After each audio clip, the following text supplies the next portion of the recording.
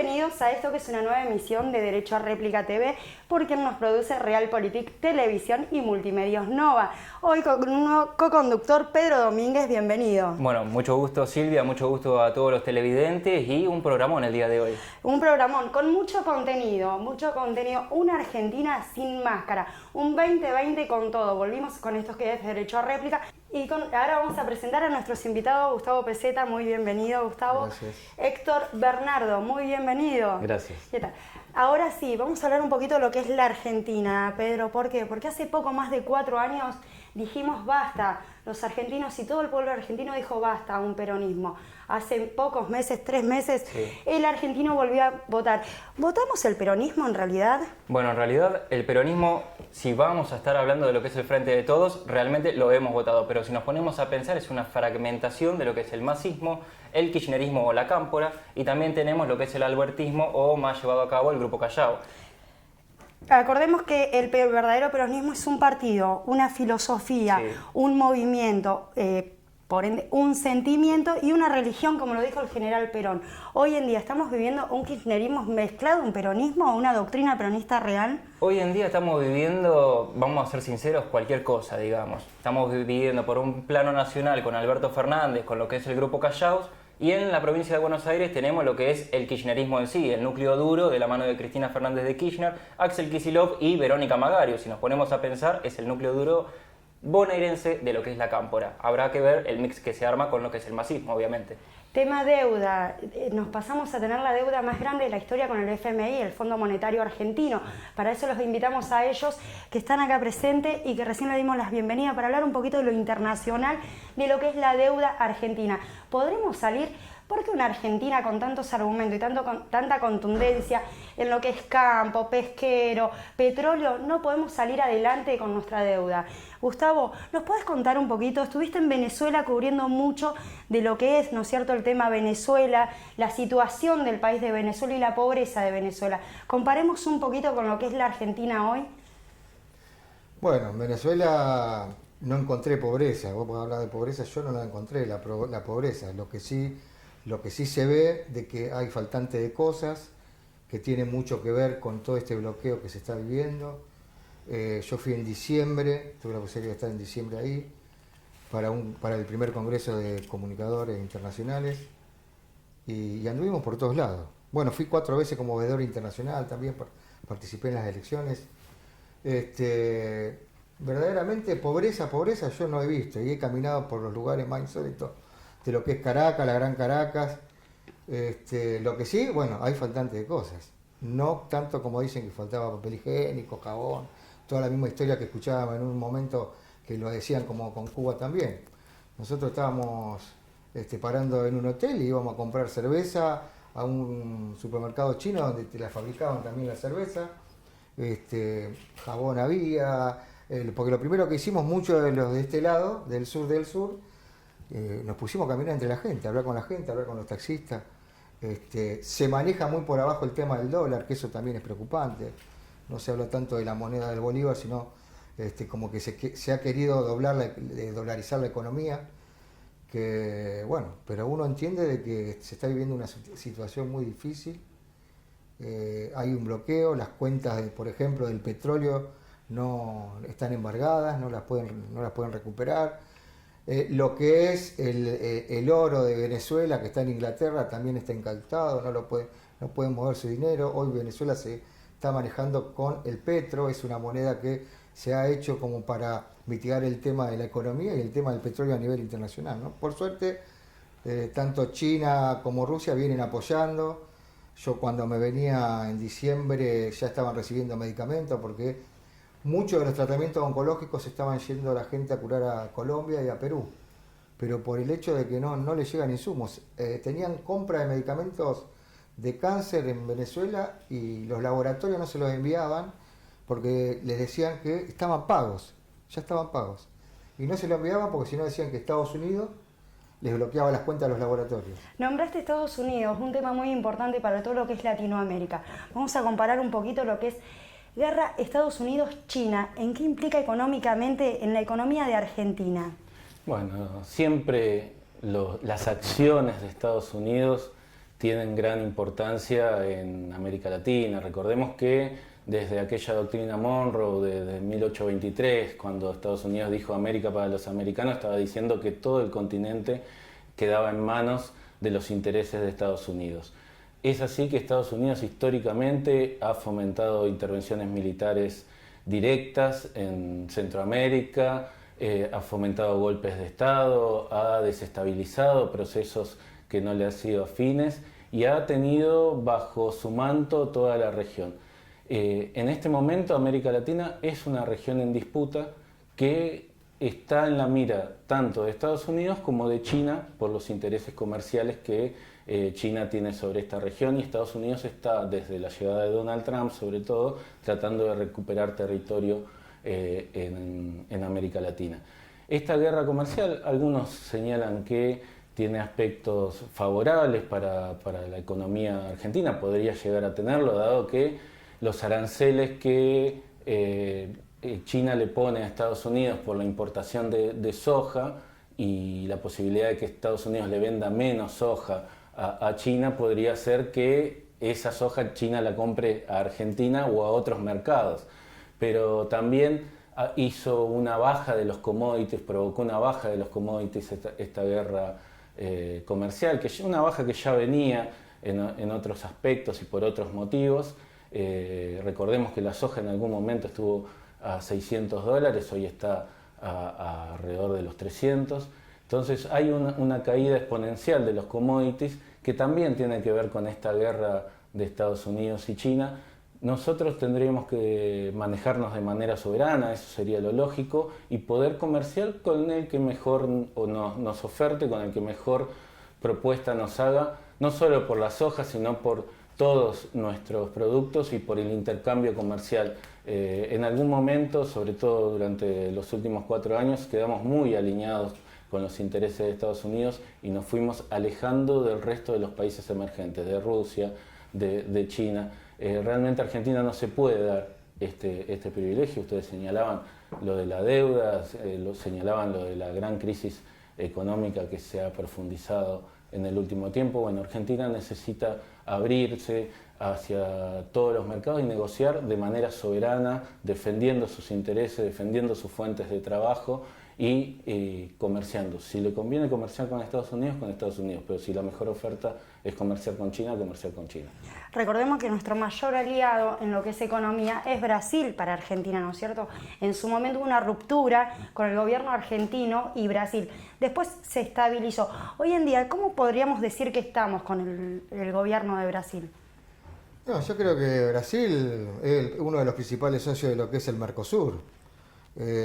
Bolsonaro puede decir que puede romper relaciones, pero los que van a decidir son los empresarios en Brasil, como pueden decidir los empresarios argentinos. Yo creo que no hay que asustarse en esas cosas. Es decir, digamos, el gobierno puede estar en contra de la ideología de este gobierno, me refiero a Brasil y Argentina, pero los que hacen los repuestos de autos, los que fabrican autos, los que necesitan venderlo. Entonces yo creo que los empresarios le van a decir en su momento a Bolsonaro si para la pelota, porque nosotros también necesitamos comerciar. ¿Y necesitamos esa fabricación de automóviles desde Brasil para exportarlo a la Argentina? Necesitamos que sigamos siendo socios comerciales, que sigamos fortaleciendo ese intercambio, que nosotros le vendamos productos a ellos y que ellos nos vendan productos a nosotros. Como bien señalaba el colega, Brasil es nuestro principal socio comercial y dentro del Mercosur las dos potencias más importantes son Argentina y Brasil. El intercambio comercial entre los dos países nos permite crecer, nos permite fortalecer nuestra economía. Bolsonaro hoy por hoy tuvo discursos, digamos, en el último tiempo tuvo discursos muy agresivos hacia el nuevo gobierno argentino. Sin embargo, como bien señalaba, aquí la importancia es la economía y Bolsonaro no va a dejar de lado la economía, la importancia de la economía argentina para Brasil. Ni Bolsonaro ni Pablo Guedes, que es su ministro de Economía, van a dejar de lado la Argentina como un foco importante para su economía, como un bastión fundamental para que Brasil siga creciendo. Hay ciertos puntos de ese intercambio comercial que fueron modificados, incluso rompiendo las leyes del Mercosur, como comprarle cierta cantidad de trigo a Estados Unidos, que en realidad se lo tendría que haber comprado a Argentina. En ese momento Macri no dijo nada, esperemos que el nuevo gobierno argentino ponga los puntos sobre las IES y haga que Brasil cumpla con los puntos que están firmados en el Mercosur, en los convenios del Mercosur, y haga que lo que nos tiene que comprar por convenio Brasil no lo compre, no lo que nos tiene que vender nos lo vende, y tratemos de fortalecer esas dos economías mutuamente y de manera recíproca. Y además, Pedro, estuviste cubriendo mucho lo que fue legislatura y lo que fue el gobierno nacional hoy. Si bien no podemos estimar cómo se va a manejar a 3 meses de haber asumido, ¿cómo ves la política argentina hoy? bueno, hoy en día Argentina vive en una dicotomía constante en la cual por un lado tenemos Juntos por el Cambio con el líder Mauricio Macri, que sigue constantemente queriendo meter distintos tipos de proyectos, distintos tipos de análisis en base a la economía, pero por el otro lado tenemos al gobierno de turno, en este caso Alberto Fernández junto con Cristina Fernández de Kirchner, que han tenido también distintas polaridades en torno a una economía consistente para lo que es la Argentina, o más denominadamente con la frase que utilizaron, hay que poner a la Argentina de pie y pensar. Por ejemplo, como dijeron los entrevistados, el tema de la soja sí es fundamental, lo que es la importación y exportación, obviamente. Con un nuevo aumento del 33% en el campo que ya fue decretado. Y además pensar obviamente en las relaciones, como bien mencionaron, por ejemplo Felipe Solá, que fue a Brasil, pero verdaderamente si nos sirve a nosotros, más allá del diálogo que puede haber con Bolsonaro y Alberto Fernández, y pensar en una posible reunión con Donald Trump, donde lo más importante es ver qué ocurre con el Fondo Monetario Internacional, qué ocurre con el BID, y principalmente si Argentina se convierte en un tercermundista de la tecnología y se convierte en primer mundo, o en todo caso vuelve a ser el ganadero con lo que es la agricultura, con lo que es la ganadería, y así sucesivamente volver a ser el granero del mundo. Otra parte de la doctrina peronista decía que está bajo la advocación de Jesucristo. Algo que viene interviniendo en lo que es el FMI es el Papa. La opinión de ustedes en esto que el Papa hoy por hoy interviene y pide ayuda por Argentina a Francia. El rol del Papa es fundamental como un actor internacional de mucho peso. Realmente ha tenido un rol clave para esta renegociación de la deuda, que todavía no sabemos en qué va a terminar. Esperemos que termine en buenos términos para Argentina, que se pueda renegociar gran parte de esta deuda que creció exponencialmente en el último tiempo, que nos puso plazos de pago que son realmente incumplibles. En mayo creo que ya estamos venciendo uno de los plazos de pago de Argentina con el FMI, ¿no? Así es, y lo principal que se está renegociando en este momento es la deuda con los acreedores privados. Con el FMI todavía hay instancias de diálogo, más que nada para ver la posibilidad de estirar los plazos de pago, tal vez no de la cantidad de la suma correspondiente la suma acordada que se prestó, que también sería necesario reverla, ver cómo se prestó, por qué se prestó esa cantidad de suma que no se le prestó a ningún otro país, por qué se permitió que esa suma sea para fuga de capitales, porque realmente entraban los miles de dólares y se iban inmediatamente en fuga de capitales, algo que en el estatuto del FMI no está permitido prestarlo para esos fines. Pero bueno, habrá que evaluar todas estas cuestiones y sin duda la renegociación de la deuda es un punto clave para saber cómo va a avanzar la economía argentina. No es lo mismo si tenemos que pagar 6.000 millones de dólares ahora que si esos 6.000 millones de dólares pueden ser enfocados para el crecimiento. Tampoco sabemos en qué está invertido tanto capital en dólares, ¿no es cierto? ¿En qué está invertido para ustedes en la República Argentina esa cantidad, ese préstamo tan grande de la historia que hemos pedido al FMI? No, yo creo que fue plata que entró y así como entró, como decía el compañero, se fue. Lo que tendría que hacer este gobierno es investigar dónde se fue esa plata. Creo que hace unos días ya el gobierno de Aníbal Fernández había dado orden de que se estudiara bien, porque bueno, se estaba hablando de una quita del 30% de la deuda real, que si se habla de esa quita creo que va a ser algo muy importante para la República Argentina, ¿no? Pero hay que investigar, yo creo que hay que investigar porque todos los argentinos no hemos visto que se haya hecho nada. Nos endeudamos a 98 años hoy y no se ha hecho nada, porque no se ha hecho escuela, no se ha hecho universidades, salvo un par de rutas que por ahí uno vio que se estaban trabajando, pero después en sí, ¿dónde está la plata de esa gran deuda externa que tiene el pueblo argentino, ¿no?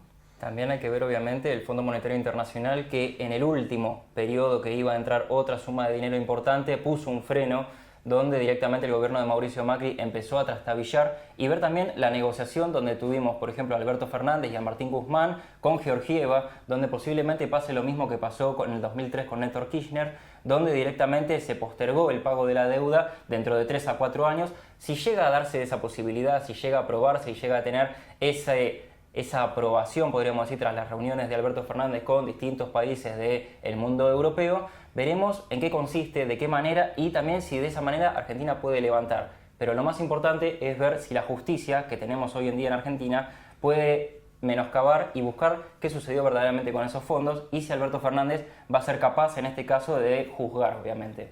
Tenemos un país tan endeudado y podemos seguir solventando más de 18 planes y cooperativas de ayudas sociales que está dando el país y quieren implementar aún más. ¿Podemos seguir con esta apología de lo social en el país? En realidad esto, digamos, todo país tiene planes a corto plazo, a mediano plazo y a largo plazo. Si hay gente que en la actualidad, por distintas políticas que se tomaron desde el Estado, sobre todo en los últimos 4 años, se quedó sin trabajo, se quedó sin recursos para alimentarse, se quedó sin recursos para tener una vida medianamente digna, para acceder a los medicamentos, para acceder al transporte, para incluso salir a buscar trabajo, porque todos los que hemos buscado trabajo sabemos que para buscar trabajo necesitamos dinero para vestirnos, para hacer un currículum, para salir a pelear en la calle, a tomarnos un colectivo. Entonces, los planes sociales tienen que ser parte de esos planes a corto plazo, digamos, esperando que Argentina pueda crecer y luego ir transformando esos planes sociales en trabajo digno, en trabajo real, en trabajo efectivo, y ir achicando cada vez más esa cantidad. Mientras tanto, es como si nosotros tenemos un hijo que se quedó sin trabajo. Bueno, lo vamos a ayudar hasta que consiga trabajo. En Argentina tenemos muchísimos hijos, padres, hermanos, hermanas que se han quedado en la calle. El índice de pobreza aumentó muchísimo, la desocupación aumentó muchísimo, el costo de vida se multiplicó exponencialmente. Entonces es necesario, sin dudas, mantener los planes sociales, mantener la ayuda que el Estado pueda dar a los sectores que hoy por hoy son los que más sufren las consecuencias de las políticas neoliberales, y tratar así luego de reactivar la economía y incorporar esos sectores al trabajo digno. Pero también pensar, obviamente, como bien decías vos, el tema del plan que se le da a los movimientos sociales, ese impuesto al trabajador que va a lo que es el Estado baja a lo que son los movimientos sociales. Pensar, en 10 años estaban los planes sociales, se le pagaba a la gente, no creció lo que es el empleo. Se le seguía pagando a aquellas personas, y hoy por hoy tenemos más del 50% en planes sociales, en acción para todas aquellas personas en el trabajo, para, digamos, movimientos sociales que también terminan cortando la calle, reclamando por aquellos compañeros que no tienen su plan, que todavía les falta. Y si vamos a hablar de sumas, en las últimas semanas también se bajó un dinero importante para que de esos 8.500 también haya un aumento en los trabajadores. Si nos ponemos a pensando en pagar el FMI, pensando en lo que es la falta de salud, los problemas educativos, los problemas también en el transporte, ¿es importante también darle un aumento a los planes sociales y no enfocarse en otra cosa? No, yo creo que sí. Creo que están en las mismas condiciones de recibir un aumento, lo mismo que los trabajadores. La economía estaba planchada en la República Argentina. Y uno ve que sale a la calle a ser mandado todos los días, sabe que nos costaba a los de la clase media, imaginémonos aquella gente que no tenía nada. Yo creo que no hay que quejarse de los planes sociales. Yo creo que hay que acompañar todas estas clases de políticas.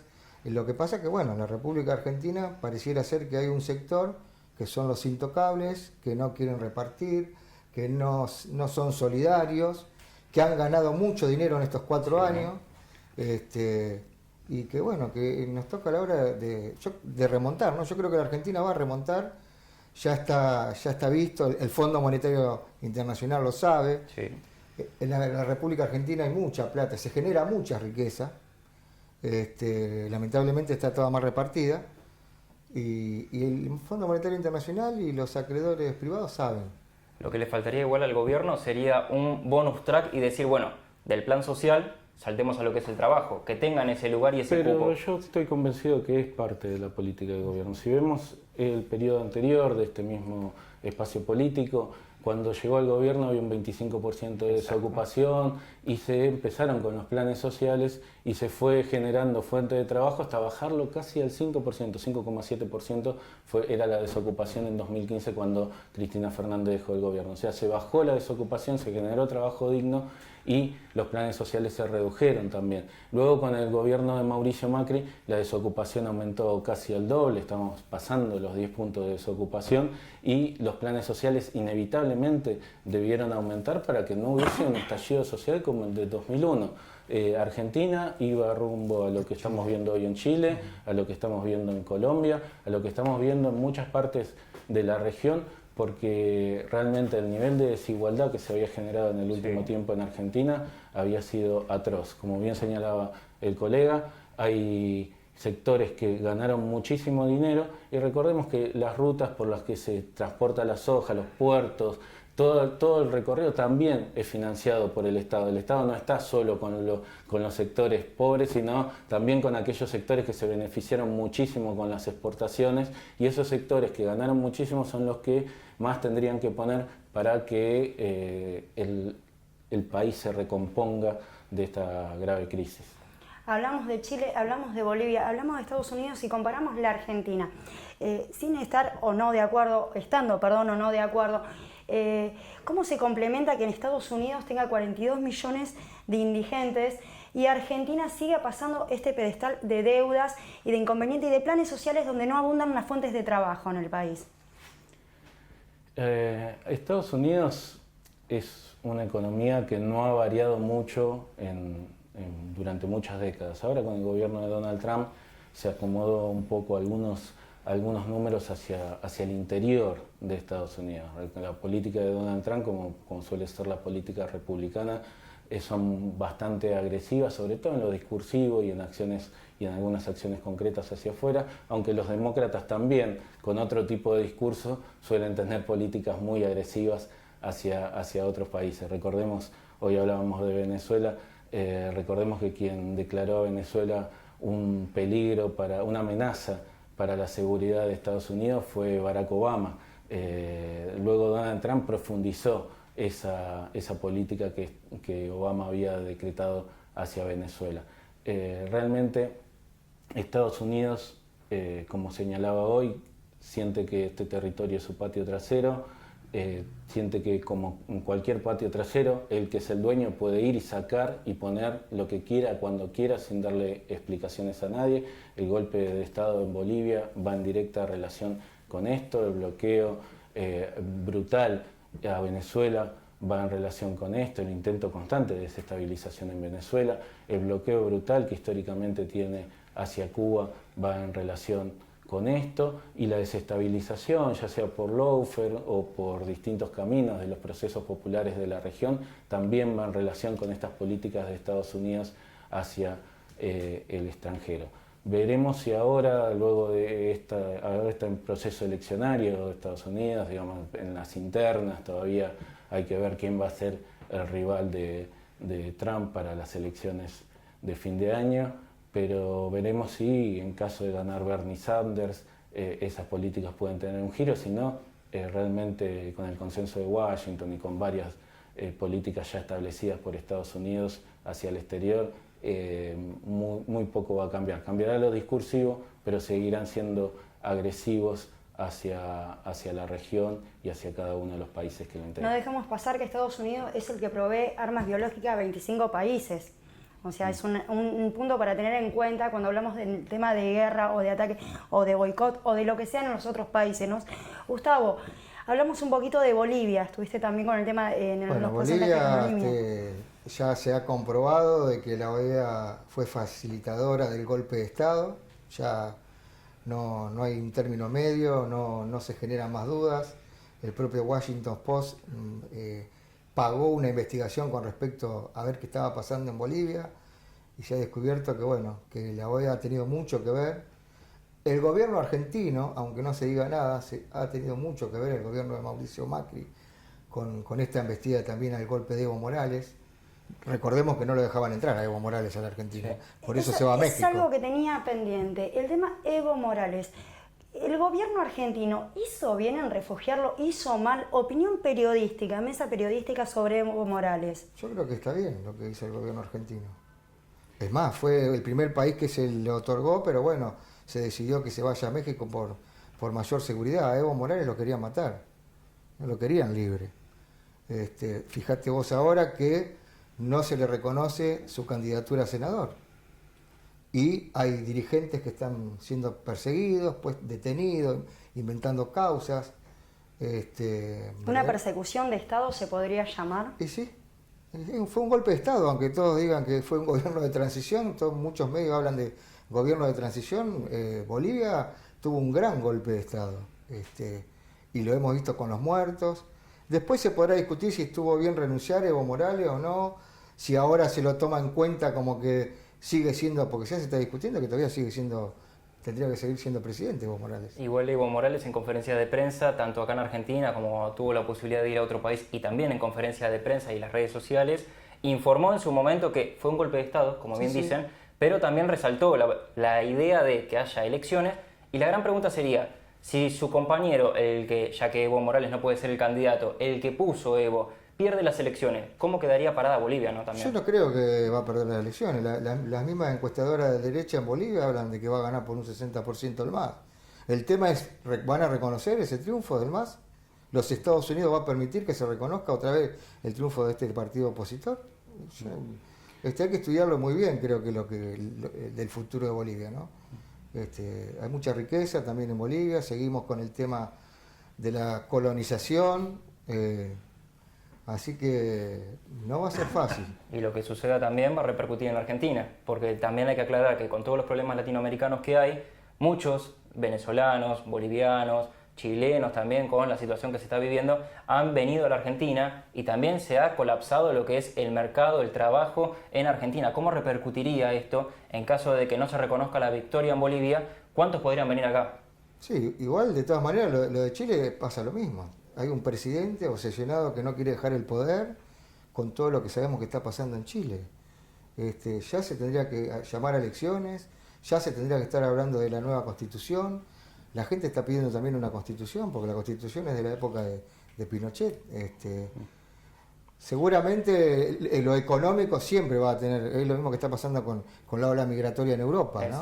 Eso siempre va a pasar en lo económico, pero bueno, hoy tenemos esta gran problemática del coronavirus que también hace a que los pueblos no la estén pasando bien económicamente. Creo que hoy por hoy la crisis económica es global, ¿no? Pero bueno, es una guerra. Qué tema también. tan amplio, qué tema para hablar, ¿no es cierto?, y profundizarlo en todos sus aspectos y en todo su sentido, porque Argentina está involucrada en todos estos países que hemos nombrado, en todas estas situaciones y porcentajes y en mucho más. Lamentablemente se nos terminó el programa, vamos a volver a ampliarlo, los voy a volver a tener. Héctor, muchas gracias, Gustavo, muchas gracias, Pedro, muchas gracias, gracias por a vos, estar acá. Esto fue una nueva emisión de lo que fue Derecho a Réplica TV, producido por Realpolitik Televisión y Multimedios Nova, quien condujo Silvia Celini. Gracias.